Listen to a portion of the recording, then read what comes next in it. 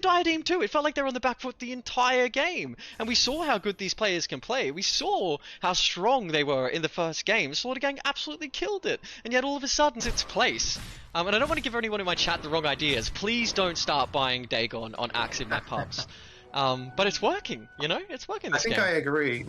Camps and build up that triangle. But the thing is, everyone knows he's going to be doing that, and so they're going to block his camps. As a 5, this hero just does Pit and Slaughter Gang took second pick. Slaughter Gang and second pick Dire again. So again, this should favor the AU rejects for their drafting phase. First ban on the Wind Ranger for AU rejects. Beastmaster ban, same for Slaughter Gang. Are they actually just going to end the Brood? So it's 2 of the same bans from the early game. rolling it back. Hey, we know how strong Brood has been. Now, obviously this seems like a respect ban, and we're seeing things like the Broodmother being banned because they're actually just super strong in the meta right now. Do you think Axe is faithful? But Raccoon gets the power shot in return. It kills the troll. Looks like the Mukau has come to play. Raccoon doing her best to try and get out of there, but they're on top of her, and another blood grenade goes out. Gets off the wind run. She's running, but the zap again from.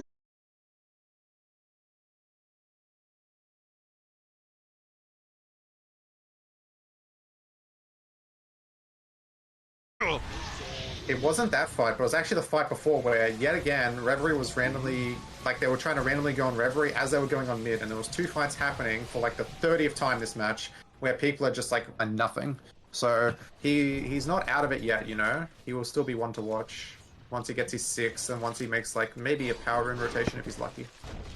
Annoying purple ball to release their target, so, yeah, alright, I don't know.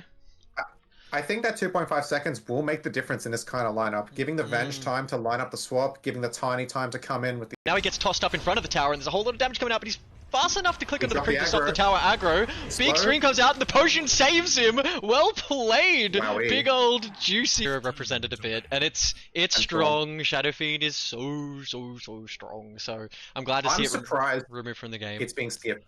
Sorry, I don't mean to butt in too much, but I'm surprised they skipped the Shadow Fiend. So, thank you so much, you legends. I hope you enjoyed the game.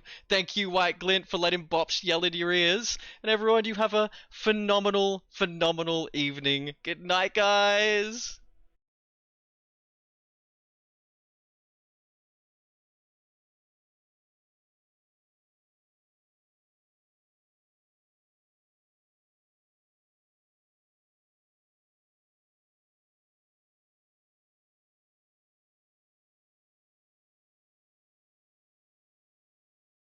It's just so much heal, especially with the new facets. Oh my god, they decided to charge in onto Gabala. Gabala might be out of position here. Gets off the scatter shot, but oh, down she goes.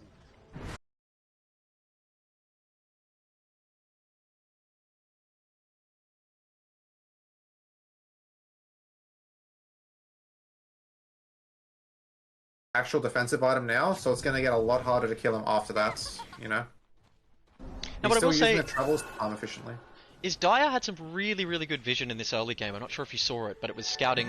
The upper division is very healthy this season. We actually have 7 teams this time. A lot of them are relatively balanced compared to each other. We don't have like there are maybe like 1 or 2 teams who might end up being the favorites. Void alive or brings him to the fight when he needs it. So I like it. I like the Faceless Void ban, but I am more interested to see what the pick is going to be here, because both of these drafts look good, but and Radiant haven't drafted enough stuns here. It's really starting to show. Like they have a lot of short stuns, but they don't have any good, reliable long range lockdown. Nothing like a Bane, for example, and it's really starting to show. Necrophos can be a mid. Necrophos can be a 1. I know Gachi's played it in the past, so it's incredibly flexible on the AU Rejects draft, and I honestly couldn't tell you how it's going to shake out. What I reckon they will... Well, you've got Bear Blink, the Zeus as well. They need to be very careful about how they defend this high ground. The only way I can see them actually defending is if this Tiny is somehow able to... Charge now in onto Shadow Demon, and he's used his disruption on that Gachi to try and keep him off him, but he couldn't keep that big old Moon Cow from just charging in, and that Moon Cow didn't die earlier, so he's able to keep playing this game. In the way of bans, picks, is there like some specific heroes you think are going to come out during the pick phase that we might expect to see across both games? Alright, talk to me.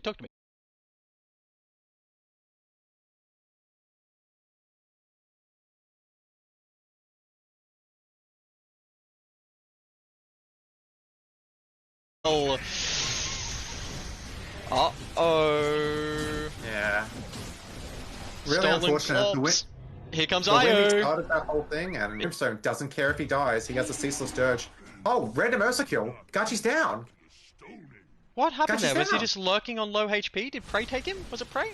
Yeah, he got slain by the tiny toss. Meant to be. We have another charge onto Johnny. Let's see how much damage this one does. Johnny. I wish there was a charge counter because that bull has been bullying you all night. The Zeus is coming to... Dire outmaneuvering every turn. Boka queuing up the Midas. He's already, like, got the glove and he's almost halfway there.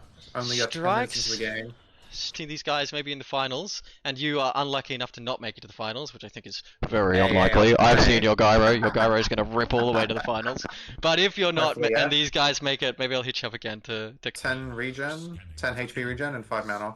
I mean, like, he's just not respecting the toss damage. He's expecting the Io. Spirit Breaker decides he wants to take this kill on his own. Down goes Wing Xing. Unfortunate. This troll. He's going to bump into Snap if she's not careful. No. Yeah, Battle Fury on Troll. He's got his Blade of Alacrity. How do you like these timings? Do you think he's having an aura? Tiny, and the Tiny now has the Rubik rotating in on top of him. The Cold Snap comes out, and so does that huge blast from the Rubik. They're going to try and run him down. Lift goes up. Throws him back into the Tornado. He comes out with not very much HP, and I think that's just a dead Tiny on my... 2k advantage, and whenever Radiant are winning, they're only getting 1 or 2k, and they're not getting any objectives out of it. They're not getting much map. There's also a 7k XP swing.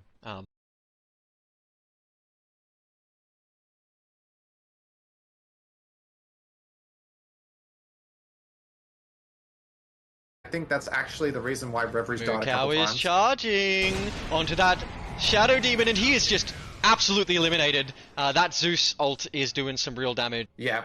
So the Zeus is really good here. It gives him a lot of vision. He's obviously they don't need to pick a mid laner to go in, right? They have the Breaker, they have the Axe, they have the Ursa. They can make a lot of space and then have the Zeus in the back. Just so much trouble this entire game, but are they holding? There's two heroes here and a Spirit that might want to deal with Gachi, but no. Down goes the Sand King. Sand King does have buyback.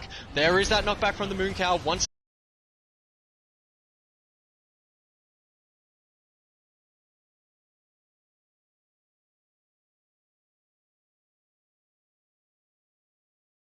on the snap as well. So, well, looks like they've found Necro. Troll immediately on top of him. Charge comes out. Troll's going to just start punching him as fast and hard as he can, and I think be enough to burst through these heroes, and they knew it, right?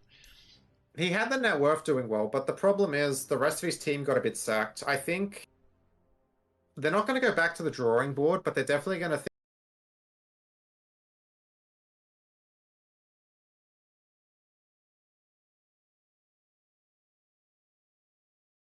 No, hey, step up too far, and we're going to put some pain on you.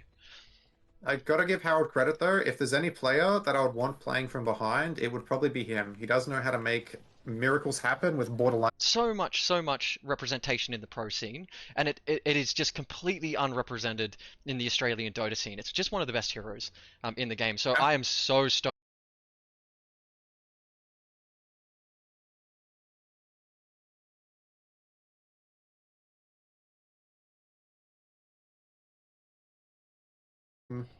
As well as with the facets, we have like the most notable ones. We actually have an attack IO with the Crits Krieg. We also have the Ricochet 2 on the snap footing damage. Like, the bear can do like a good chunk. Now he has like the maul bonus and like the attack speed. But yeah, they cannot leave the base. Raccoon is just diving the base. Oh, looks like the Zeus Ags comes out and he goes to the pot, keeps him alive from that Venge Wave of Terror. That is an expensive salve. It only did like the first 1 second of value, but it was the only second he needed. That's a very expensive movement. Exactly. The Shadow Demon does up just because he can last pick it and kill you at level 6. Yeah. Because it's a 100-0 combo. He will do it to you. Kind of like the RFA Rubik. It sounds terrible, but he'll play it in any position and he'll just black hole you into these random kills where the supports get a bunch out of it. The lowest level on Dire is 11, and the lowest level on Radiant is 8. 2 level 8 heroes compared to 2 level 11s. And the Troll's just like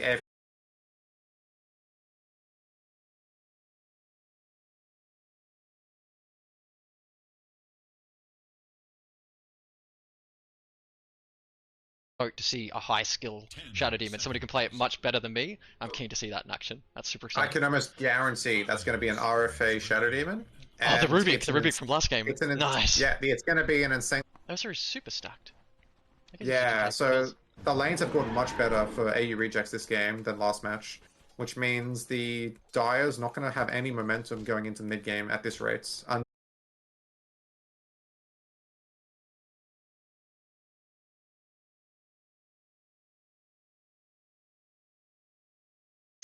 Elite Slayer 60, 60, 60, you know? Like, I want really, really creative names. Oh, okay, let me talk. This is the strongest support in all of Dota. He donks to that Axis, he just sends Dire straight back to their fountain. They need to be careful now. We got buybacks out on the Morphling. Morphling doing what he can to keep his team in the game. The Crab's alive for now, but the Crab needs to get out of there as fast as he can, but the Bear is just on top of him. Axis really puts Oz and China put some value on this this particular hero. How do you think it lines up with what we can see so far on the enemy team? I quite like the troll pick. It's a good. They're absolutely whiffing it because of the pressure. But then when it's time to shine, some of them are making some of the sickest plays I've seen in a while too. It's such a good game with Dota. I love Dota. It's pretty low cooldown at this high level, right? It's only 50. Oh, it's only 15 seconds at all levels, maybe. Double tombstone. Yeah. Refresher shard picked up by Winching.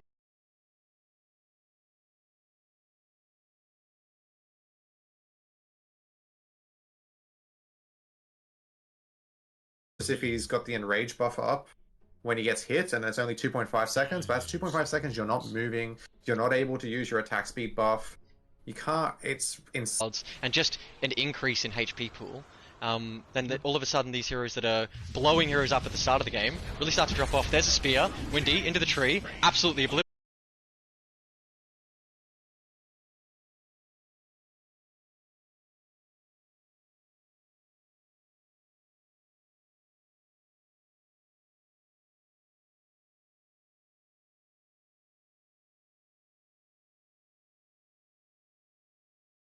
It's like a known quantity. To get 6,000 gold out of a banner, I feel like is really, really hard. So you're 100% right, they should have just waited for the Roche to go top. Because like a free Ags on this Ursa, he can never die. But they're starting to feel him out. They've got vision on him, and the Invoker's rotating over.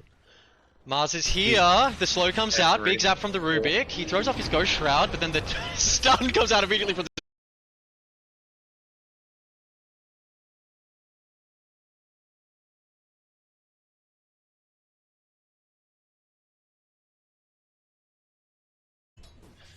I think he was blood grenaded, that's why he was a little slow on the uptake there. He has boots now, but I don't think he's gonna try. I wouldn't expect him to.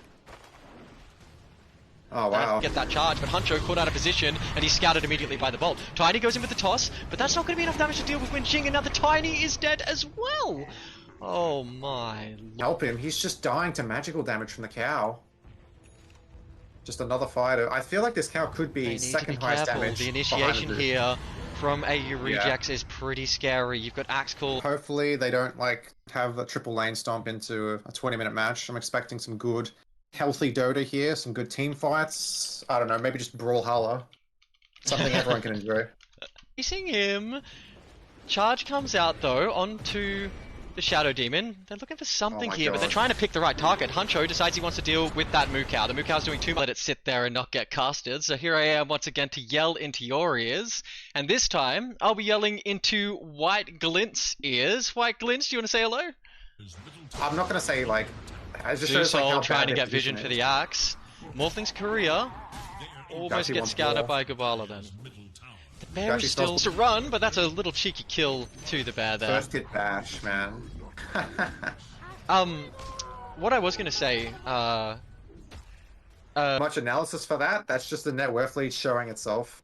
The supports have like basically nothing on Dire. Meanwhile, Winching, he just gets in there and drops a 2. And hope that my +1 carries me late game, so... Hunter George does seem to open with... I'm not actually sure why he took the Sandstorm invisibility facet and not the one...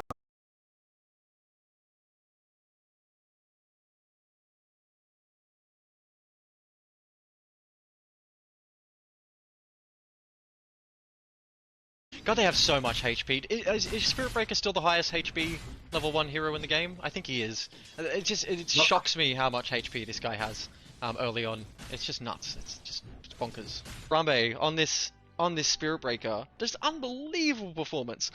It just felt like it was everywhere. 63 Culling Blade stacks. Or Code of Blood, It's I think a lot, it's called yeah. now. Lane's Yeah. pushed in. It's got this stupid Bull One Rush running wave. talent. Oh, where it can just run away anytime it actually hits a wave. Plays so far forward. I mean, we saw Boxy doing it before. Like, oh, it's going to make everyone in the Dota scenes cringe. But I sometimes even elect to pick up, if I'm having a good lane, to pick up the Locket early on IO. Sometimes pre-mech. It is into a Necro. A Necro IO was able to somehow like get what he wanted out of the lane. He really wasn't that far behind. I had a look at the net worth, and he wasn't that far behind. And then on top of that as well, he was able to then just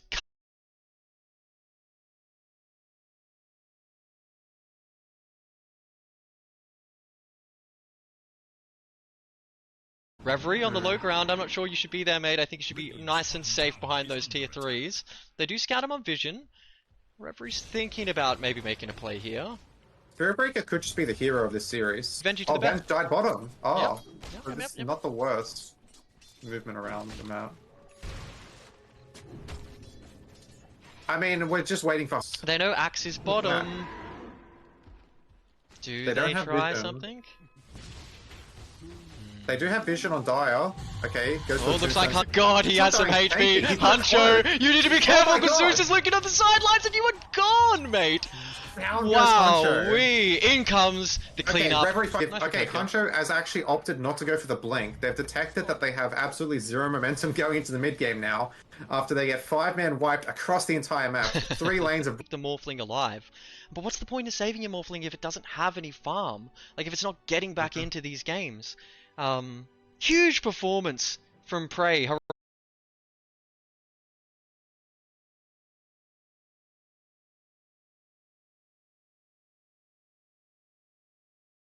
The lift. The lift. Not much to follow up. Didn't have the spear. Didn't have the spear. So something to note is the Invoker didn't have boots in that whole engagement. So if he overstepped, he was probably dead. But lucky for him.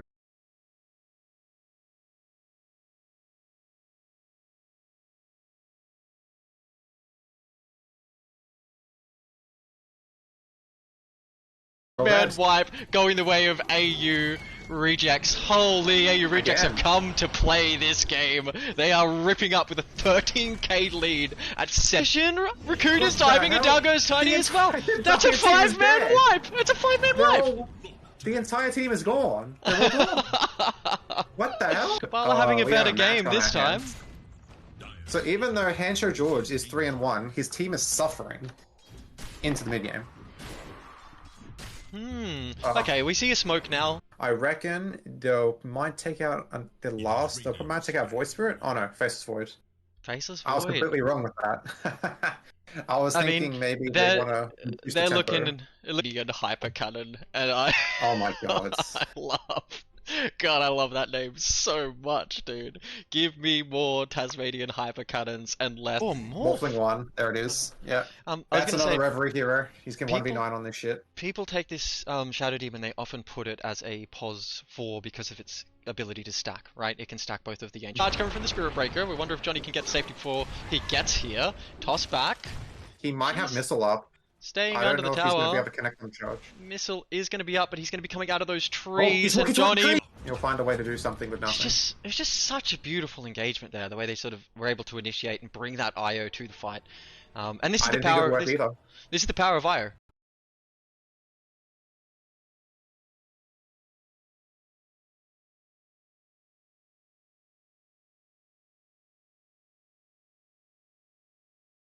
RFA on Rubik, Johnny on Mars, Prey on Spirit Breaker, and Rev on the Troll Warlord.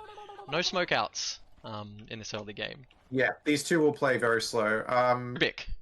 I cannot count RFA Rubik. the amount of times I keep seeing this hero getting picked. I think this hero sucks. Like, I think its potential as a position 4. We saw Seb playing a couple of seasons ago quite a bit, and a few other heroes were picking her up as well. But now she's universal, and we're not seeing her being played as much as a support. Because it just makes some spells absolutely busted. Like, imagine having a toss that does its damage and like a 700 AoE, and then Rubik just has that. For some reason. I had a player in my stack today telling me about a Rubik that had, I think he said rock. Looks like they're looking at that Snapfire. They don't want to be chronoed and have the Snapfire Snapfire just rain down hell on them. So Yeah. I get it. And also even just like the relocation keeps that faceless. But yeah, you can just see how much like this Tiny does, right? This guy got absolutely jibbed in lane, and he does one toss combo, and that's 2/3 of an Invoker's health pool, and that's an 1800 health Invoker.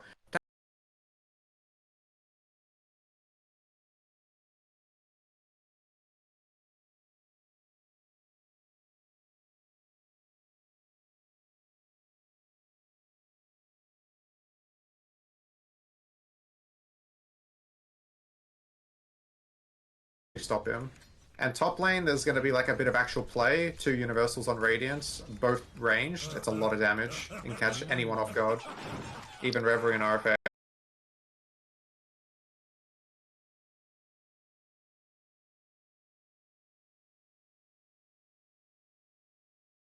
Top of that Morphling. There is the save we were talking about, though. Is it enough to keep this Morphling alive? The swap gets him away. You mentioned that earlier, that Benji would be there to swap afterwards. And now they may just lose Johnny instead of to this Mars with this facet.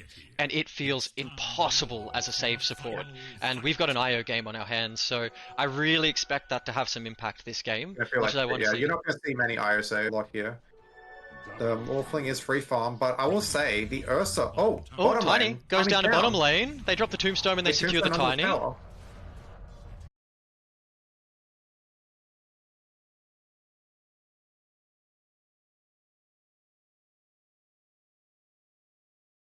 Bit more patient with these disruptions. He's just getting slightly the wrong hero. I think also as a Shadow Demon player, I can tell you that all too often you want to use that disruption offense. That is a spicy little start. Gachi, stun comes out onto him. He needs to be a little bit careful, but Wing Xing is here now on that Undying, and it's in his name. He'll make sure Gachi dire whatsoever. I mean, Morphling did get his Lincolns, but the Dagon unironically also breaks that as well. Meanwhile, Ursa's going to have BKB. Charge in on Honcho. The Whirling Axes and Fervor by level 2. It's like Weaver, kind of. Really strong. Oh, good God, Weaver. That hero as a support is nuts at the moment too, isn't it? Is one here, or are they running the Tiny as a one? So, AE Rejects have done something brilliant here. Gubala has played Snap 3 earlier in the tournament. Snapfire can be a mid.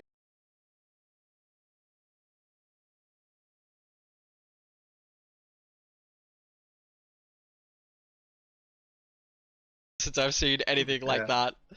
Let's go. Charge onto Johnny top. Cal just might be a little bit short on the damage. Rakon drops the easy. What I was going to say about this Shadow Demon is it's such a... It reminds me of just the Russian teams. They love this hero. They've always loved this hero. It just applies. Is it going to get stunned in your Sandstorm, you know? Is it going to outrank? Hang on, hold on. They've got Johnny again, and he's been Spirit Breaker ult back onto the high ground. He gets the swap to try and get away. Hunter's here with the Shiva. So as someone who loves the save support, right? Like, don't get me wrong, I'm known for my Earth Spirit, but I love Io. I just love that hero so much. I also love Oracle. I've played in... That's alright. The whole goal is to get farm without like showing on the map and without like putting yourself in danger. But he's just not able to do it because the cow will just charge through and insta-kill his illusions no matter what.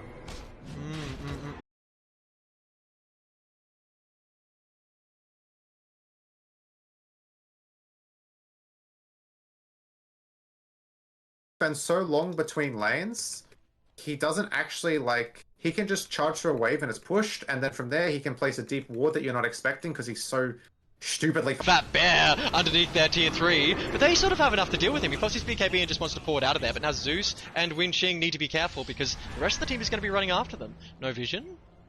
But here's Axe lurking on the side. So this is fantastic. If someone dies close to him, he gets an illusion of the hero that has died close. So it can be enough to give you the damage that you need in a fight. But usually flag, it just rubs me the right way, dude. Seeing Jason hanging from a flag like that. Oh, look at the other flag as well. I'm joking. Okay, let's get into this. So tell me a little bit about these teams. What can we expect to see?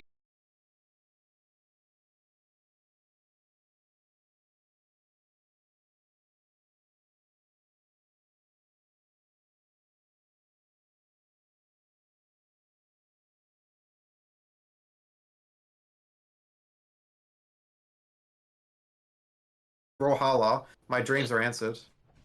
This is what we want to see. This is proper Dota. It's a slobber Oh knocker. my god, The only yeah. downside is Hilarious.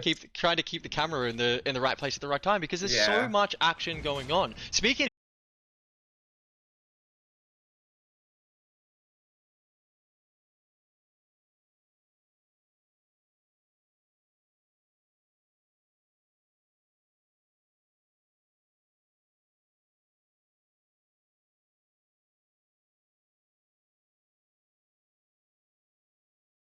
At a game.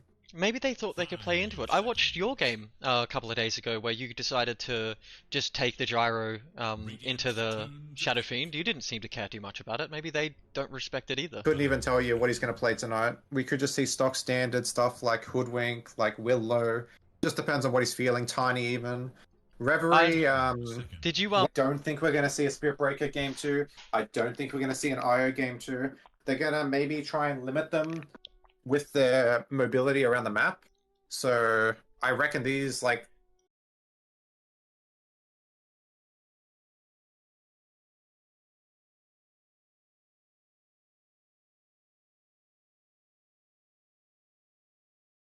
Ooh, that Mars might be in trouble if he stays just a little bit longer. Scattershot comes out from the Rubik to get the slow off, and they have to choose a target now. If you chase two rabbits, you won't catch either. That Rubik is leaving!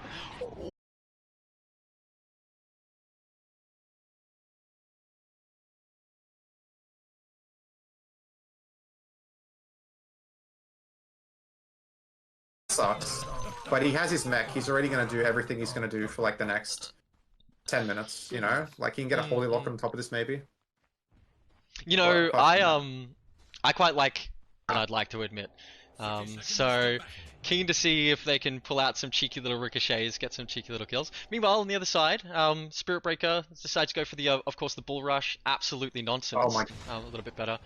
But we're starting to see some big items come out on the Radiant supports as well. Raccoon is getting real close to his Shadow Blade. He's about 200 gold. Just unbelievable. And I wonder if IO decides to go for, is it Blitzkrieg or Kritzkrieg? The heal one, the extra magic resistance. Could be pretty good, but then there's not a whole lot of magic team on. Fast. Oh, Relo comes in. Invoke.